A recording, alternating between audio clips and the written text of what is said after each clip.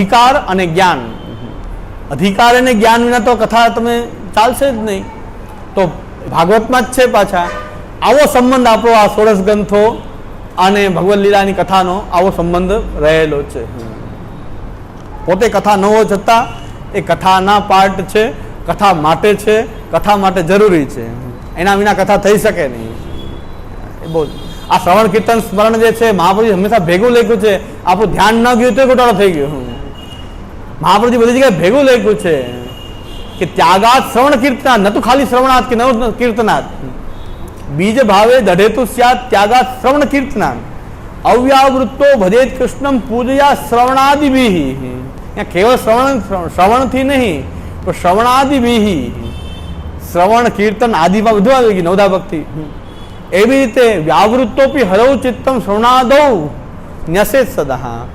આદૌ પદથી પાછી કીર્તન સ્મરણ આદિ બધું લેવું જોઈએ. તો આપણું એ ધ્યાન ન ગયું તો ગોડાળો થઈ ગયો. ખાલી શ્રવણ કરતા રહ્યા, ખાલી કીર્તન કરતા રહ્યા તો ગોડાળો થયો. બેયને અહંકાર આવી ગયો. ઓલાને એમ થયું કે અમે કાંઈ જાણતા નથી, એવો અહંકાર મિથ્યા. અમને કાંઈ ખબર ન પડે, ભાઈ કે સાચું, અમે તો બધા ખાલી સાંભળી શકીએ, અમને કાંઈ ખબર નથી પડે. અને ભાઈને એમ થાય કે હું જ્ઞાની છું, આ બધા મારા શિષ્ય થઈ ગયા. બેયનો બગાડ થઈ ગયો, કથાથી થઈ ગયો ને. બેયનો ખાલી મહાપ્રભુની એક પંક્તિ બરાબર ન સમજ્યા, શ્રવણાદિભિ ત્યાગાત શ્રવણ કીર્તનાથ એમ ન સમજ્યા. બે અહંકારથી ગ્રસિત થઈ ગયા. કથા કરતા કરતા શું થઈ ગયું? ગોટાળો થઈ ગયો. ઓલાને મિથ્યા અહંકાર એવો થઈ ગયો કે અમે કાંઈ જાણતા જ નથી. ભાઈ જ બધું જાણે. ભાઈને એમ થઈ ગયું કે હું જ જાણું, આ કાંઈ જાણતા નથી, આ બધા હું કેમ ચાલશે. તો વાત બેયનો બગાડ થઈ ગયો. કથાથી થયો કે બે કર્યું શું? કથાથી થયું શું? બે બગડ્યા. ફાયદો ન થયો, બે બગડી ગયા. તો 16 ગ્રંથ વિના કથા નહીં થઈ શકે. 16 ગ્રંથના કથા કરશું તો કંઈક આવું પરિણામ આવી જશે, ખોટું પરિણામ આવી જશે. એટલે આ પ્રકાર છે. આજે આપણું બરાબર સેશન ચાલે છે. શ્રવણ કીર્તન બે ચાલે છે, ખાલી એકલા સાંભળા કરતું હોય તકલીફ થતી હતી. આ બધું શ્રવણ બે ભેગું ચાલે છે. આ બહુ સારો પ્રગતિ સારી છે આપણી, કે આપણે કોઈ મિથ્યા અહંકારમાં કોઈ ગ્રસિત ન થઈ જાય. બીજા બધા મહાનુભાવો છે ખરેખર, એનામાંથી આપણને પ્રેરણા મળે છે કે આપણે આવું ન થઈ જાય. એ ખરેખર પ્રેરણાદાયી તો એ લોકો પણ છે કે જે લોકો 20 વર્ષ કથા કરીને પાછા અહંકાર સિવાય કાંઈ નથી. તો પ્રેરણા આપણને મળી કે ભાઈ આ તો પ્રેરણાદાયી છે કે ભાઈ આપણું આવું ન થાય. આપણે હંમેશા તૃણાદપી સુનીચે ને તરોપી સહિષ્ણુના અમાનીનો માન દઈને કીર્તનીઓ સદા હરી. હા, ચૈતન્ય મહાપ્રભુ કહે છે કે તૃણાદપી સુનીચે ને, એક તૃણથી પણ નીચા બનીને ભજન કેમ કરવું? તૃણાદપી સુનીચે ને, તૃણથી પણ હું નીચો છું એવું લાગવું જોઈએ. અને તરોપી સહિષ્ણુના, સહનશીલતા કેવી હોવી જોઈએ? વૃક્ષ જેવી. તરોડથી પણ આપણી સહિષ્ણુતા વધારે હોવી જોઈએ. અને અમાનીનો માન દે, જે આપણને માન ન આપે એને પણ માન આપીએ. અમાનીનો માન દે ને કીર્તનીઓ સદા હરી. કામ તો એક જ કરવું છે, કીર્તનીઓ સદા હરી. પણ અમાનીનો માન દે ને, બહુ માન આપશે તો ફસાઈ જાય પાછા. એમાં આપણે આસક્તિ થઈ જાય, બહુ માન મળે તો એમાં તો ફસાવા નથી, ભગવાન અપમાન કરાવે. સારું, અમાનીનો માન દે ને કીર્તનીઓ સદા હરી. એ ચૈતન્ય મહાપ્રભુ કહે છે કે આપણે તૃણાદપી સુની છે ને, જેમ જેમ આપણે આગળ વધીએ ભક્તિ માર્ગમાં આપણે એમ લાગે કે હું કેટલો હીન છું, કેટલો નીચો છું, એવું લાગે છે. તૃણાદપી સુની છે ને, આપણને એમ લાગે હું કાંઈક છું, હું કાંઈક છું. તો ભક્તિ નથી, બાકી બીજું કાંઈક પણ હોઈ શકે. જે કાંઈ હોય ભક્તિ તો નથી. પણ આપણને સતત એવું ભાન થાય છે કે આપણું કાંઈ નથી. હું તો ખાલી સામુદાયનું પ્રવચન સાંભળીને બીજું કાંઈ સમજાય કે ન સમજાય, પણ મને એમ થાય કે આપણે કાંઈ નથી, શૂન્ય છીએ. બસ એટલા માટે હું સામુદાયન સાંભળી લઉં. એટલે ક્યારેય મેં કીધું ફાંકો આવે જ નહીં.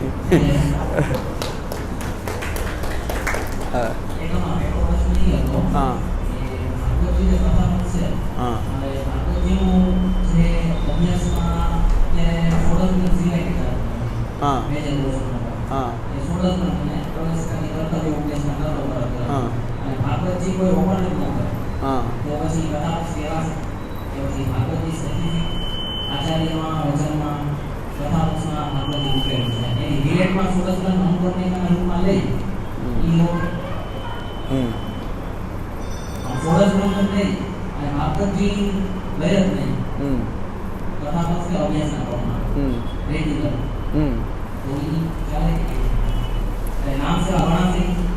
હા નામ સેવા તો ગણાશે જ, નામ સેવા ગણાય. પણ કથા પક્ષ જે છે એ કથા પક્ષની અંદર ખાલી જો ભગવાન નામ પણ લે તો એ કથા પક્ષ તો છે. ભગવાન નામ શ્રી કૃષ્ણ શરણમમાં, શ્રી કૃષ્ણ શરણમમાં કહેતું હોય તો કથા પક્ષ નથી એવું નથી. કથા પક્ષ તો છે, પણ જે જે આનંદ, જે ભક્તિની દ્રઢતા, ભગવદ લીલાઓનો આનંદ લેવાનો જે છે એ નથી લઈ શકતો, એટલું છે. એ કથા પક્ષની તૈયારી રૂપે મહાપ્રભુજીની વાણીમાં કથા ભરેલી છે, ન ભરેલી એવું નથી, પણ જે ભગવદ લીલાનો આનંદ મહાપ્રભુજી લેવડાવવા માંગે છે એનાથી આપણે વંચિત છીએ, એટલું તો છે.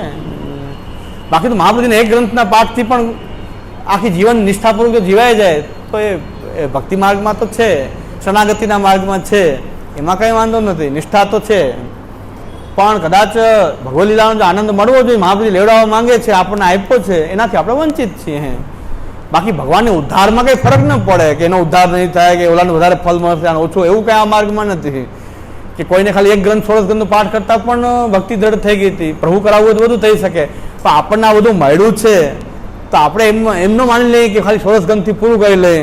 આપણે એ આમાં પણ જઈએ, એમાં આનો પણ આનંદ લઈએ, કારણ કે મહાપ્રભુજી આપણી પર દેવોદ્ધાર પ્રયત્નાત્મા આટલો પ્રયત્ન કરીને આપણને ભગવદ લીલા આપણી સામે મૂકી છે, તો એનાથી કમસે કમ એનાથી વંચિત શું કામ રહે, એવી તત્પરતા રાખવી જોઈએ. પણ એનો કથા પક્ષથી જે લાભ મળવાનો છે તો ભગવાનમાં આશ્રય હશે તો પ્રભુ તો એને એ લાભ પ્રાપ્ત, અષ્ટાક્ષર સ્મરણ કરશે ખાલી શ્રી કૃષ્ણ શરણમમાં અને મહાપ્રભુજીનો ખાલી દ્રઢાશ્રય રાખશે તો પણ બધું સિદ્ધ થઈ શકે છે. એ વાત તો સાચી છે કે પ્રભુના આશ્રયથી પણ સિદ્ધ થઈ જાય છે, પણ કથાથી આપણને જે કથાની આનંદ, જે ભક્તિનો આનંદ મળવો જોઈએ કથાનો, ભગવદ લીલાનો, એનાથી તો વંચિત રહેવાનું થાય છે. તો એનામાં એ આપણે પુષ્ટિ માર્ગમાં આ કરશો તો ઉદ્ધાર થશે એવું નથી, આ નહીં કરો તો નહીં થાય એવું નથી, પણ આ માર્ગમાં આવવાનું પહેલું ફળ તો એ છે કે આપણે સેવા કથાનો જે આનંદ આપણને મળવો જોઈએ એ આપણે લઈ શકીએ, એ નથી લઈ શકતા તો જન્મ જન્માંતરે પ્રભુ આપે. એ આનંદ આપ્યો છે તો લેવો જોઈએ ને, તત્પરતા તો થવી જોઈએ ને, ચલો ભૈયા ગોકુલ કબ ચલેંગે છે, તત્પરતા તો હોવી જોઈએ. અને 16 ગ્રંથ તમને એ તો કરાવવા માંગે છે કે તમને એ કરાવવા માંગે છે કે તમે એ બધું આનંદ લો, સેવાનો લો, કથાનો લો. આપણને બે જ રૂપ આપણને સાચવવા માટે શ્રી મહાપ્રભુજી આપ્યા છે, બે રૂપ આપ્યા છે આપણને. એક ઠાકોરજીનું સેવ્ય સ્વરૂપ સાક્ષાત પૂર્ણ પુરુષોત્તમના રૂપમાં આપણને ભગવાનનું રૂપ મળ્યું છે, અને ભાગવતના રૂપમાં મહાપ્રભુજી નામ આપ્યું છે. ભાગવતના રૂપમાં એ નામ આપ્યું છે શ્રી મહાપ્રભુજી. આ બેનું આપણે રક્ષણ કરવું જોઈએ, બેનું આપણે નિરંતર સેવન કરવું જોઈએ. એનાથી વંચિત શું કામ રહેવું છે, કારણ કે મહાપ્રભુજીને એટલો આગ્રહ છે ભાગવત માટે, તો કમસે કમ થોડુંક પણ ભાગવત કરવા માટે કે શ્રી મહાપ્રભુજી આપણા આચાર્ય ભાગવતને વરેલા છે. ભાગવત પ્રત્યે એટલા મહાપ્રભુજી એમ કહે છે કે પ્રેમનો સાધનમ લોકે નાસ્તિ મુખ્યમ પરમ મહત શ્રી ભાગવત એમ શ્રી ભાગવતમ એવા અત્યારે પરમ તસ્ય એ સાધનમ. ભગવાનના પ્રેમ કરવા માટે ભાગવત જેવું કોઈ સાધન નથી, અને ભાગવતથી વંચિત ન રહીએ એટલા માટે આપણને પુરુષોત્તમ સહસ્ત્ર નામ આપ્યું, દસમ સ્કંદ અનુક્રમણિકા આપી, ત્રિવિધ નામાવલી આપી. ભાગવત નહીં તો કમસે કમ દસમ સ્કંદ અનુક્રમણિકા જોઈએ, ત્રિવિધ નામાવલીનો કંઈક 2-5-10 નામ જોઈએ, પુરુષોત્તમ સહસ્ત્ર નામના 2-5-10 નામ જોઈએ, તોય ભાગવતની લીલાથી આપણે કનેક્ટ થઈ જશું પાછા. મહાપ્રભુજીની વાણી પાછી ભાગવત જ છે, આમ તો હકીકતમાં તો એ જ છે. તો એ આપણી અંદર એ ભાવના જગાડે છે મહાપ્રભુજી કે તમે ભાગવતને, આપણે જે ફલ એ છે કે ભાગવત જોઈ શક્યા એ આપણું ફલ છે, ફલ માનીને કરી રહ્યા છે કે ભાગવતનું દર્શન થયું આપણને. આ જન્મની સાર્થકતા છે કે ભાગવતનું દર્શન થાય, ભલે આખું થાય કે ન થાય, પણ ભાગવત દર્શન કરવું જોઈએ, એના માટે આપણે તત્પર થવું જોઈએ. આ પુષ્ટિ માર્ગ છે, ક્યાં સાધનથી ભગવાન શું દ્રઢ કરાવશે નક્કી નથી. હરિરાયજી શિક્ષાપત્રમાં પણ આજ્ઞા કરી બધું શ્રી મહાપ્રભુજીના આશ્રયથી પણ સિદ્ધ થઈ શકે. સાચી વાત છે, કેવલ મહાપ્રભુજીના છીએ, મહાપ્રભુજીમાં નિષ્ઠા રાખીએ તોય બધું સિદ્ધ થઈ શકે છે. પણ આનંદથી આ જન્મમાં આપણે સેવાનો આનંદ, સેવા નહીં કરી તો સેવાનો આનંદ તો નહીં જ આવે ને. મહાપ્રભુ કહે છે અલૌકિક સામર્થ્ય તો પ્રગટ નહીં જ થાય ને. સેવાથી વંચિત ન રહીને કથાથી વંચિત રહીએ. આપણે આવતી વખતે આપણે બાકીના પ્રશ્નો આવતો કંઈ હશે પ્રશ્નો તો આવતી વખતે પ્રશ્નથી શરૂઆત કરશું. આ કામ ચાલુ છે એટલે આપણે કંઈ વાંધો નથી, કે રહી જાય તો આપણે નેક્સ્ટ ટાઈમ પાછું એને જોઈ લઈશું. આપણે બહુ ભાગવું ક્યાં છે, આપણે કંઈ દોડવું નથી, પૂરું કરવું નથી. આપણે મહાપ્રભુજીની વાણીનું ચિંતન કરતા રહીએ, શ્રી વલ્લભ ગુણ ગાઈએ તારી રીતે રસિક કહાય.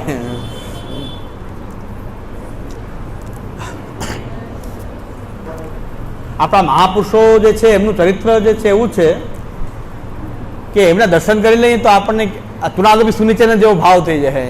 દાદાજીના દીક્ષિતજી મહારાજના પ્રવચન સાંભળીને તેમ થઈ જાય છે કે આપણે એકાદા 10 જન્મ લઈએ તો પણ આપણે અંદર આટલી બધી શાસ્ત્રની અંદર જે આપણે ધારા પ્રવાહ જે ચાલી રહ્યું છે એ પ્રકારની ધારા પ્રવાહ શાસ્ત્ર આપણે બધું યાદ, મોઢે સુબોધની ચાલી રહી છે, ભાષ્ય ચાલી, આ મોટે ભાષ્ય, માધવ ગ્રંથો, રામાનુજ ગ્રંથો કેટલી ઉપસ્થિતિ છે જોઈએ તેમ થાય કે 10 જન્મ પણ આપણે આ તાકાત એટલે હંમેશા તૃણાદપી સુનિચે ને તરોપી સહિષ્ણુના અમાનીનો મહાન દેહ ને કીર્તનીઓ સદા હરિ, ખાલી કીર્તન હરિનું કરીએ, ફાંકો બધા છોડી દઈએ, આપોઆપ થઈ જાય. રોજ સાંભળતા એટલે આ બધા શું કરે છે, જે જ્ઞાની લોકો છે એ બધા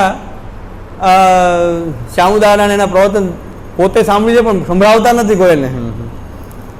મેં કીધું તમે જો એ ખાલી રેકમેન્ડ તો કરો કે અમે આ બધું જે છે આમાંથી જ લીધું જ છે, તમે આ બધા સાંભળો, નથી રેકમેન્ડ કરતા. મેં કીધું વાંધો શું છે તમને, તમે શા માટે કહેતા નથી તમારા ક્લાસમાં, સત્સંગમાં કે શ્યામુદાના પ્રવચનો સાંભળો. પાછા એમ કે તમને નહીં સમજાય, તમારું એમાં કામ નથી. જો એ સાંભળી લે ને વૈષ્ણવ તો ખબર પડી જાય કે આમાં તો કાંઈ છે નહીં, આ સાગર છે, આ તો બિંદુ નથી. તો પછી ભાઈની જે જ્ઞાનીપણું તો પ્રકટ થઈ જાય કેવું જ્ઞાનીપણું છે.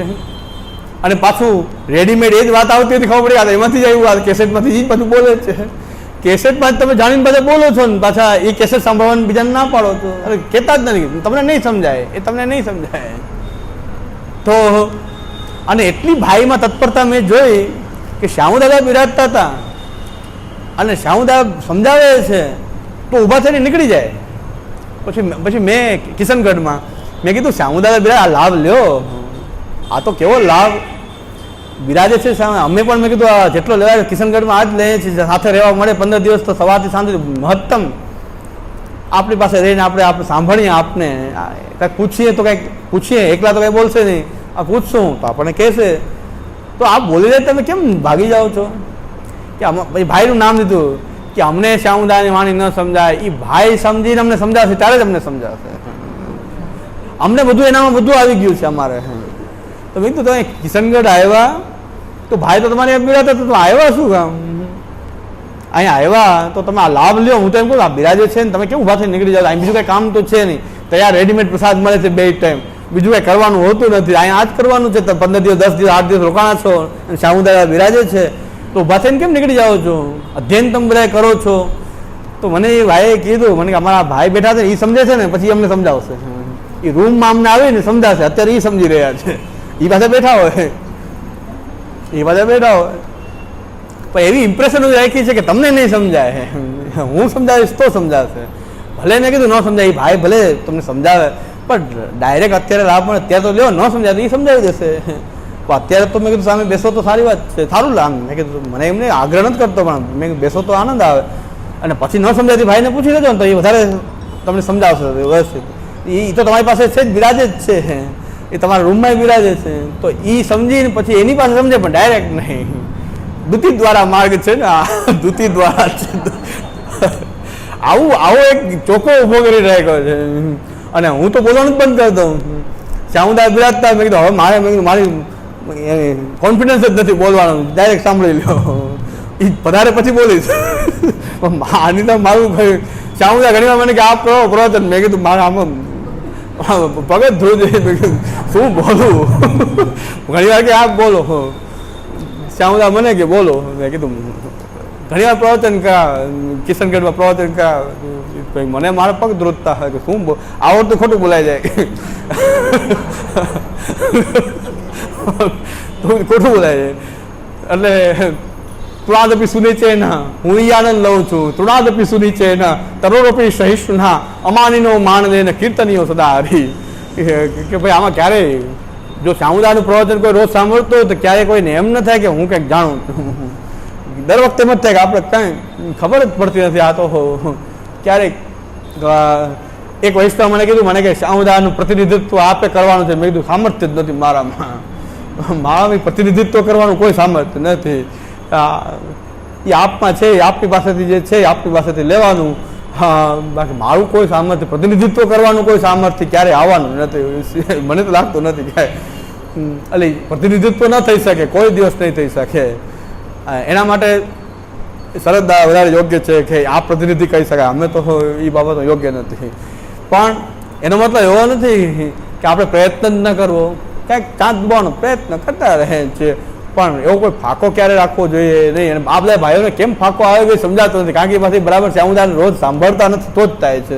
અને સાંભળતા તો એને બધાને ખબર છે, પણ બીજાને પાછા એ માર્ગમાં સમજાવતા નથી. એટલે બીજાને એટલા બધા પોપ્યુલર અત્યારે ચાલે છે, ફલાણા ભાઈ ઢીકણા ભાઈ, પણ બીજું આટલું સામુદાયનું મટીરિયલ એટલું છે કે આપણે આ જન્મમાં તો પૂરું નહીં, કે સાંભળવાનું પૂરું નહીં થાય એવું લાગે છે. ક્વેશ્ચન ક્યાંથી થાય? સાંભળ્યું નથી શીખ્યા હજી, અને સાંભળે તો કે એક વારમાં સમજાય એમ નથી. એક વારમાં સમજાય જાય તો સાંભળ્યું શું ફાયદો? એટલી કૃપા થઈ ગઈ આપણી ઉપર. આવું કહેવાવાળું કોઈ હતું નહીં. કહેવાવાળું કોણ હતું? શ્રી મહાપ્રભુજી કહે છે કુમનદાસજીને કે આગળ કોઈ પૂછશે નહીં, કોઈ કહેવાવાળું હશે નહીં, કોઈ પૂછવાવાળું નહીં હોય. કોણ પૂછશે? ભાઈ મોનથાળ મઠરી મગને પૂછે કોણ? અને પૂછે તો કોઈ કહેવાવાળું નહીં હોય. આપણી પાસે આવું છે કે જે કહી રહ્યા છે, ઉત્સાહથી કહી રહ્યા છે, સતત કહી રહ્યા છે, ઉત્સાહપૂર્વક કહી રહ્યા છે, તો પછી આનાથી વિશેષ આપણી માટે આનંદનો અવસર બીજો કોઈ હોઈ શકે નહીં. એટલે એક પિતા હોવાને કારણે ગુણગાન નથી કહી રહ્યો, પણ આપણા બધા માટે પિતા હોવાને કારણે નહીં, જરાય નહીં, પિતાના સંબંધથી નહીં, પણ એ પિતાના ધર્મપિતા નહોતા એની પહેલાંથી પણ. અને આપણા બધા જ જે સિદ્ધાંતો અત્યારે જે અધ્યયન કરે છે બધાને ખબર છે એની મહત્તા શું છે. કે જો આપણી નાની નાની બાબતો આવી પોઈન્ટ આઉટ ન કરી હોય. આજે મેં જે આખું પ્રવચન ચલાવ્યું શ્રવણ કીર્તન જે છે એ સામુદાય જે મહાપ્રભુ શ્રવણાદિ પંક્તિ ઘણીવાર વાંચી જ છે, શ્રવણ કીર્તનાથ ઘણીવાર વાંચ્યું છે, પણ આ લાઇટ ક્યારેય થઈ નથી કે શ્રવણ કીર્તન સ્મરણ તનુવિતજા જેટલા જ અભિન્ન છે એને છૂટા ન પાડી શકાય. પાડીએ તો કથા સાધના આપણી એ યોગ્ય રીતે નહીં થાય, એનું ભક્તિમાં પરિણામ નહીં આવે, કથા સાધના શરૂઆત ભાવ નહીં ખીલે. કથા થશે પણ શરૂઆતનો ભાવ જે થવો જોઈએ એ કથાનું જે પરમ ફલ છે ત્યાં સુધી નહીં પહોંચાય. કારણ કે આપણે એને સાધનાને જુદી કરી નાખી, શ્રવણ કીર્તન સ્મરણને તોડી નાખ્યું. જેમ તનુવિતજા તોડીએ તો પરિણામ ન આવે, એમ શ્રવણ કીર્તન સ્મરણ પણ તોડીએ તો ન આવે. આ મહાન ઉપકાર છે. આ પોઈન્ટ આઉટ કરવું બહુ મોટી વાત છે. પોઈન્ટ આઉટ આવી રીતે કરી દેવું. સિદ્ધાંત રહસ્યની બધી ટીકા વાંચી ગયો એટલે સમજો તો નથી, વાંચી બધી. મને એ જ ન સમજાણું. કોઈ ટીકાકાર એમ નથી કહેતા કે રહસ્ય શું, કોઈ ટીકાકાર નથી કીધું. કહેશે તો મને સમજાતું નથી કે સિદ્ધાંત રહસ્ય લખ્યું, સિદ્ધાંત તો આ છે, રહસ્ય શું છે? રહસ્ય કોઈ કહેતા જ નથી. રહસ્ય કહેવાય એને તો રહસ્ય કહેવાય ને, પાછું કે રહસ્ય છે નહીં એને તો રહસ્ય કહેવાય, કે રહસ્ય એને તો રહસ્ય કહેવાય. એ શ્યામદાદાનું મેં ષોડશ ગ્રંથ પરિચય વાંચ્યું, એક જ લીટી એમાં લખેલી છે કે આ જે પદાર્થો જે છે, નિવેદિત જે પદાર્થો જે છે એનો સેવામાં વિનિયોગ એ આ માર્ગનું સિદ્ધાંતનું રહસ્ય છે. વિનિયોગ સેવામાં એનું તનુવિતજામાં એનું રૂપાંતર, એ અહંતા મમતાનું જે રૂપાંતર તનુવિતજામાં થવું અને ભગવત સેવામાં એનો વિનિયોગ થવો, આ રહસ્ય છે. મેં કીધું ટીકાકાર બધી વાત, પણ મને ક્યાંય સમજાય નહીં, કાંઈ કોઈ પંક્તિ આવી નહીં ક્યાંય કે રહસ્ય શું. મને જ પ્રશ્ન થાય કે સિદ્ધાંતનું રહસ્ય શું? અને સિદ્ધાંત રહસ્યનું પ્રવચન કરવા જાય છે, કોઈ કહે છે કે રહસ્ય કયો, તો શું કહું? કેને રહસ્ય કેવું? પછી મન ગળત કંઈ કેવું પડે? આપણે કંઈ ઓથેન્ટિક કંઈ આપણી પાસે વાત નથી કે કહી દે. કોઈ પૂછ્યું જ નથી. સિદ્ધાંત રહસ્યના પ્રવચન ઘણી જગ્યાએ કહે, મને દરેક જગ્યાએ બીક હતી કે પૂછશે કોક કે રહસ્ય તો કયો.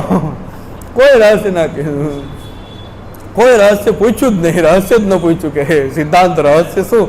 અસમર્પિત વસ્તુના તસ્માદ વદ્ર માત્રે નિવેદી બી સમર્પે, બધે સિદ્ધાંત બોલી ગયા. રહસ્ય શું કોઈ પૂછ્યું નહીં. પણ મને એ પેલા સિદ્ધાંત રહસ્યમાં આખું ટીકાઓ એ જ રીતે જોઈ કે રહસ્ય શું, રહસ્ય શું, રહસ્ય શું. ટીકાઓ મળ્યું જ નહીં ક્યાંય.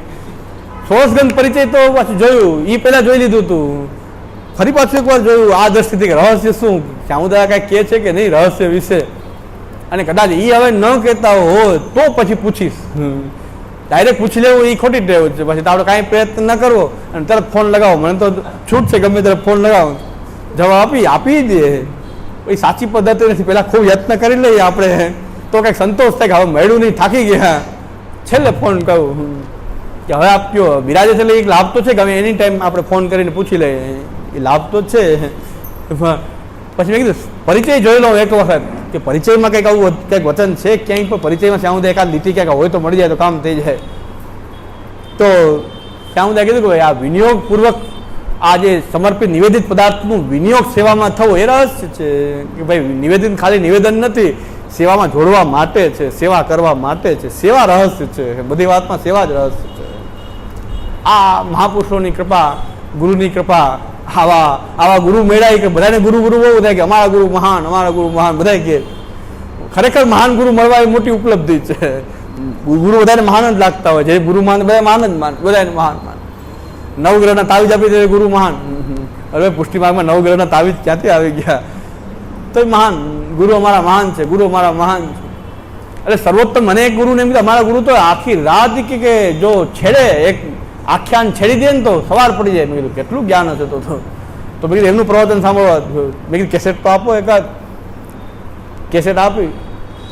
તો સર્વોત્તમજીમાં એમ ગયેલા પ્રાકૃત ધર્માનાશ્રયમ અપ્રાકૃત નિખિલ ધર્મ રૂપમ મિતિ હતી. એનો અર્થ શું કર્યો કે પ્રાકૃત ધર્મ અનાશ્રય છે ને આશ્રય બોલ્યા કે પ્રભુએ પ્રાકૃત ધર્મનો પોતાનામાં આશ્રય આપેલો છે. મેં ગિરિરાજ ધરણ કે જે આખી રાત શું બોલ ગિરિરાજ ધરણ કે જે મંગલાધરણ પ્રથમ ગ્રાસે મક્ષિકા પાત. ભાઈ મારા મોટા ભાઈ થાય, સંબંધમાં તો મોટા ભાઈ થાય, બહુ મોટી ઉંમરના. મને એમ છે કે આટલું મને જ્ઞાન આમ તો હશે જ, કારણ કે ભાઈ કે છે તો હોવું જ જોઈએ, ભણેલા ગણેલા હોવા જ જોઈએ. પ્રવચન સર્વોત્તમજીનું પ્રવચન મારા મહાદેવ એમાં પ્રાકૃત ધર્મનો આશ્રય સમજે છે, અનાશ્રય નહીં આશ્રય.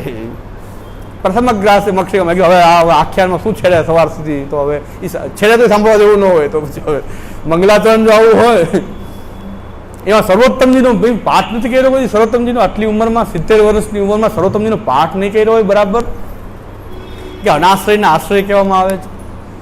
આ સ્થિતિ આપણી છે. તો એને તો એમ છે કે મારા ગુરુ તો મહાન છે, તો આપણને ખરેખર મહાન ગુરુ પ્રાપ્ત થયા એનું ગૌરવ થઈ રહ્યું છે. કે બીજા બધાને ગુરુ તો બધા એમ કે મારા મહાન છે, બધાને ભ્રમણા તો એવી જ હોય. એને ભાઈ એમ જ કહેતા હતા મારા ગુરુદેવ તો એવા જ્ઞાની, એટલા જ્ઞાન કે એનું પુષ્ટિ માર્ગમાં આપનો પ્રવેશ એવો કે એક વસ્તુ છેડી દે સવાર પડી જાય. તો મેં કીધું તો આપણો પ્રવચન ખરેખર લાભ લેવો જ જોઈએ. આપણા મોટા ભાઈ જ છે, દાદાભાઈ જ છે. તો મેં કીધું સંભળાવો એકાદ કેસેટ તો સંભળાવો. પ્રકટ નથી એમની કેસેટ, હવે યુટ્યુબમાં બિરાજે છે, પણ ત્યારે પ્રકટ નહોતી. મેં કીધું એકાદ કેસેટ આપો તો ખબર પડે, તો આનંદ આવે, કંઈક અમને કંઈક મળે.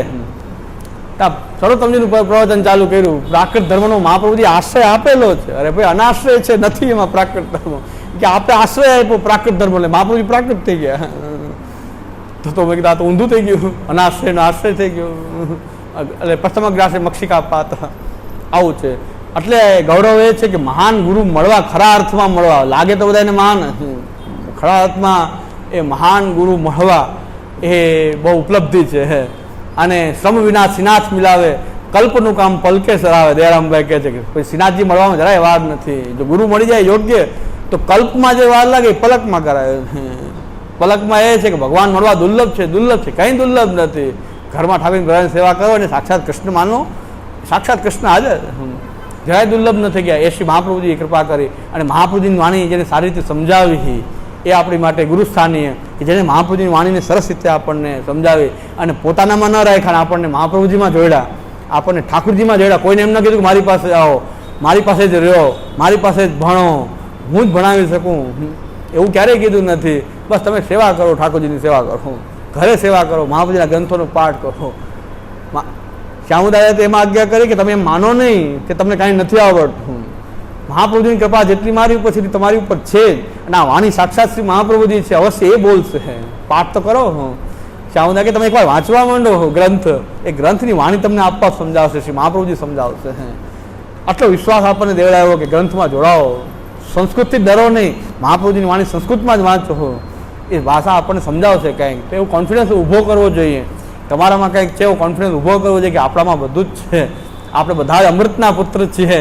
તો ગુરુ એ છે કે આપણે વિશ્વાસ જગાવે કે તમે કરી શકો, કેમ ન કરી, તમે પણ અધ્યયન કરો, તમે કરી શકશો, તમને સમજાશે, તો અવશ્ય સમજાવવા માંડશે. દ્રઢૈન ચરણ કેરો ભરો, દ્રઢૈન શ્રી વલ્લભ નખ ચંદ્ર છટા, સબ જગમાં અંધેરો ભરો, દ્રઢૈન साधन और नैया कली जासु हो, सूर कहा कहे द्विविधयाधरो, बिना मोल को चेरो भरोસો. વલ્લભા કેરો ભરોસો, વલ્લભા શ્રી ગોપીનાથજી, શ્રી ગુસાઈજી. આ 9 વર્ષ આપણું બધાનું હે મહાપ્રભુજીના ગ્રંથોથી આપણે શરૂઆત કરી છે અને દરેક આપણા નવા વર્ષ એવા જ જાય કે આપણે શ્રી મહાપ્રભુજીની વાણીનું આ રીતે અવગાહન કરતા રહે. આ નવ વર્ષનો પહેલો દિવસ આ સંવત્સરથી આ પહેલો દિવસ છે અમારી માટે. નવું વર્ષ અને ગુજરાતી પ્રમાણે નહીં પણ અમારા લોકો માટે નવું વર્ષ છે. અને